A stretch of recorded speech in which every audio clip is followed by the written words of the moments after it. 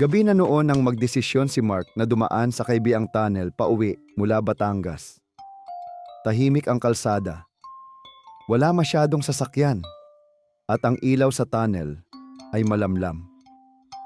Habang papasok siya sa loob, napansin niyang biglang lumamig ang hangin sa loob ng sasakyan. Sa kalagitnaan ng tunnel, napilitan siyang huminto dahil sa isang babae na nakatayo sa gitna ng daan. Nakaputi ito, basa ang buhok at hindi gumagalaw. Bumaba si Mark para tanungin kung ayos lang siya.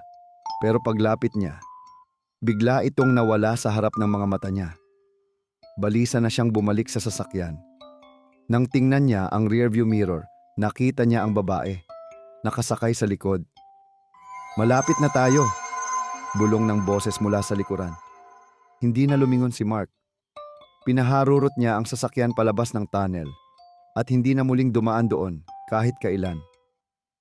Mula noon, tuwing gabi raw, may mga nagkukuwento ng babaeng nakaputi sa Kaybiang Tunnel. Naghihintay sa mga biyahero.